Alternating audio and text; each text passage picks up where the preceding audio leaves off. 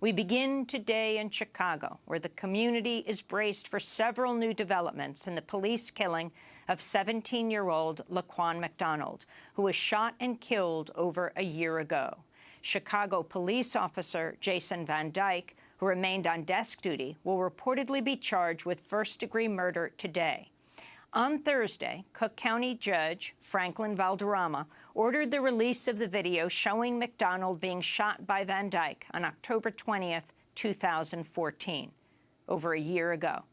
An autopsy report shows McDonald was shot 16 times, including multiple times in the back.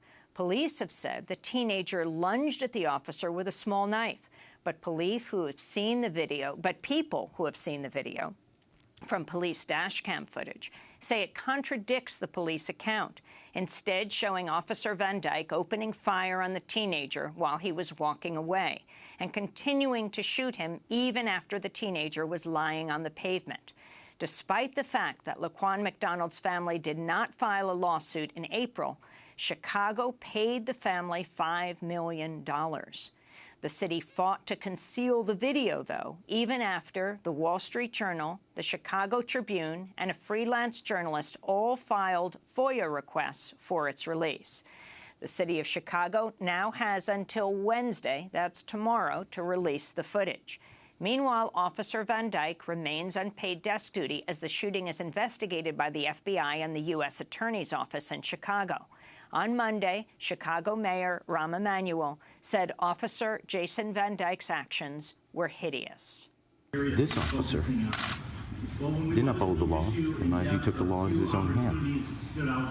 Didn't build the trust that we want to see, and wasn't about providing the safety and security. So at every point, he violated what we entrust him.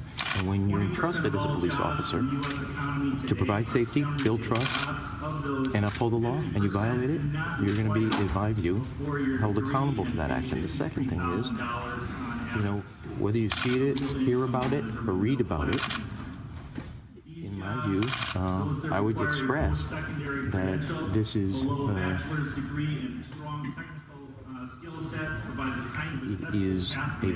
it's also a violation of your conscience, and it is wrong. And it was hideous. For more, we're joined by two guests in Chicago.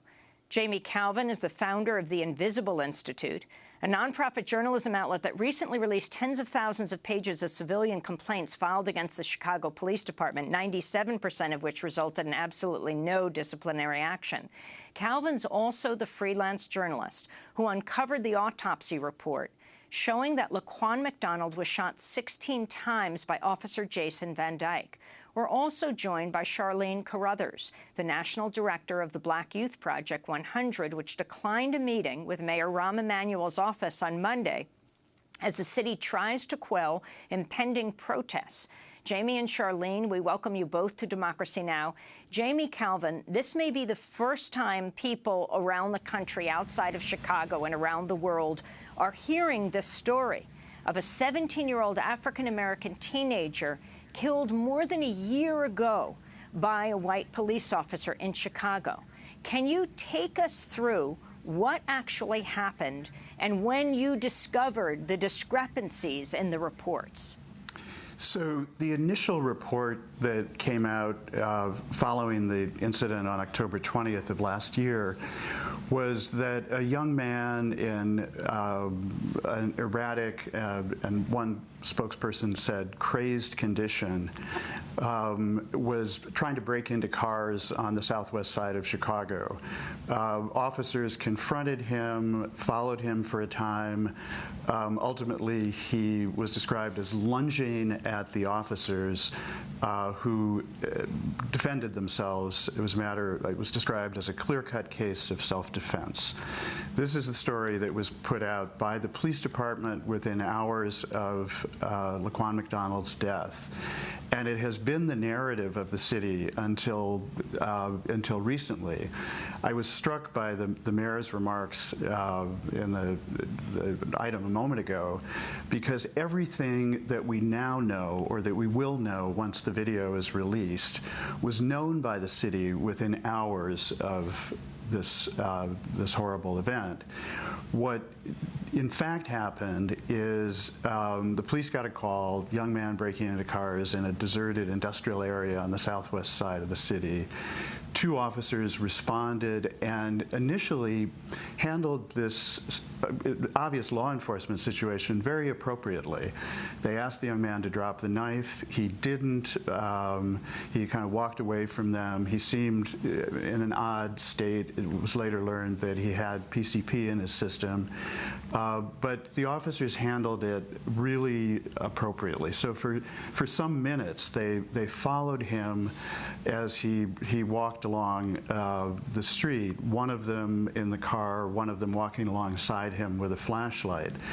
They called in that they needed a taser. They perhaps needed a taser, didn't have one. That was the extent of force that they anticipated using. A couple of blocks into this journey, other police officers converge on the scene at a fairly busy intersection in Chicago. And this is the moment where everything accelerates and just goes out of control. They have the young man, Laquan, essentially corralled, several police cars. He's up against, there's also a construction fence that restricts his movement. They have superior force. A situation that moments ago required a taser now becomes this, as one witness described it, execution. So Officer Van Dyke and his partner get out of their vehicle, draw their guns. Laquan sees them, veers away from them, and that's what the video will ultimately show and why it's so important. He veers away. Van Dyke shoots him once or twice. It's not clear because there's no audio on the video. He falls to the ground, lies on the street in what has been described as fetal position, clearly immobilized. There's an extended pause, and then a barrage of bullets from Van Dyke's gun. He is ultimately shot 16. There's 16 independent gunshot wounds, front and back. We now know definitively that that is what happened. Have you seen this video, Jamie? I have not. I've had it described to me in almost frame by frame detail by those who have. So describe how you discovered that the police account, in fact, was not correct. So a colleague and I, a civil rights lawyer, Craig Futterman, I work with closely, we received a tip from, this is some weeks after the event, we received a tip from a city employee who was concerned that this case was not going to be vigorously investigated. He told us there was video. He told us that it was just a horrific execution, and it gave me enough information to be able to track down a witness to the event, a civilian witness. So that was the initial impetus, and at that point, Futterman and I wrote a piece making known that video existed and calling on the city to release it.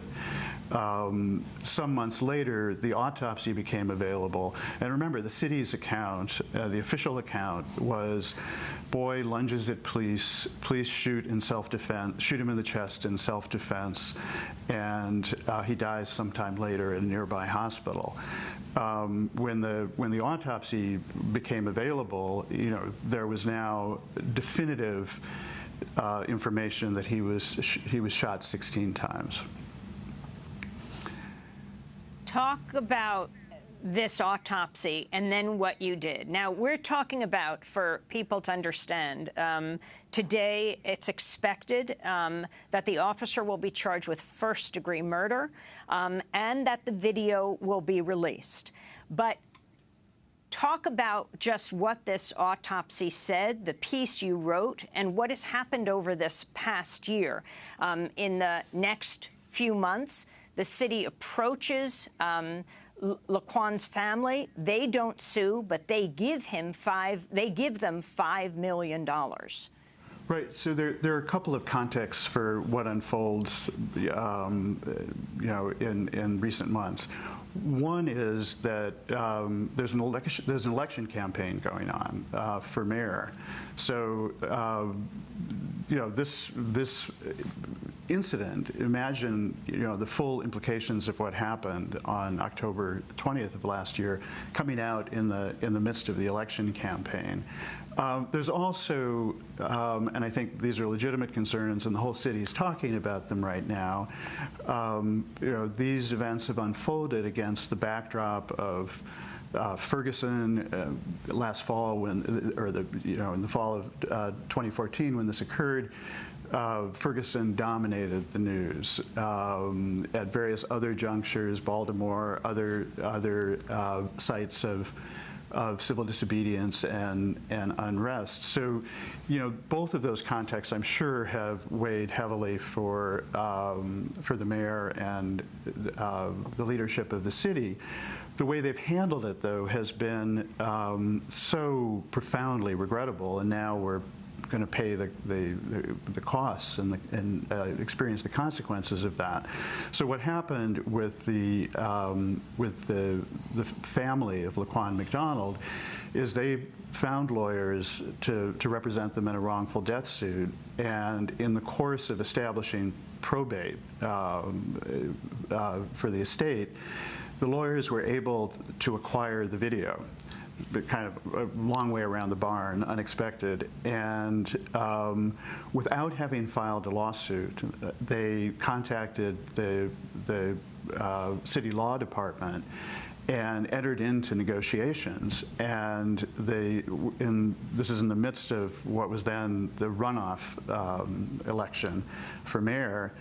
And the city entered into an agreement with them, paying the family $5 million, but conditional on not releasing the video and other evidence that they had acquired, that the family had acquired. So, at every stage, what I think we're going to start talking about once we're past the video is really how the institutions of the city have responded to this event.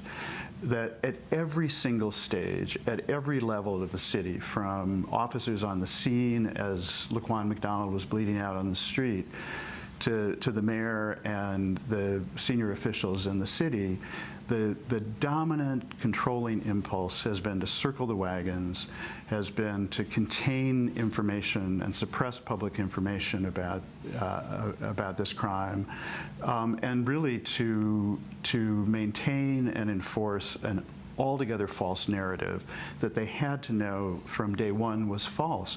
Within hours of Laquan McDonald's death, the city had all of the information that is now available and will be after release of the video. So I don't doubt that the mayor is appalled. I think any feeling human being, knowing what happened that night, would be appalled. But he had that information. That information was available to him the day it occurred and the following day. The autopsy, I got the autopsy months after the incident, but the autopsy was conducted at 8:30 in the morning the following day. All of that information, the video, the autopsy, witness accounts, all of that was available the day it happened. Mm-hmm. And this is now well over a year since the killing. We're going to come back from break, and we'll be joined as well as Jamie Kalven, founder of the Invisible Institute, freelance journalist who broke the story by FOIAing the autopsy of Laquan. Charlene Carruthers will also join us, National Director of Black Youth Project 100. They're both in Chicago. Stay with us.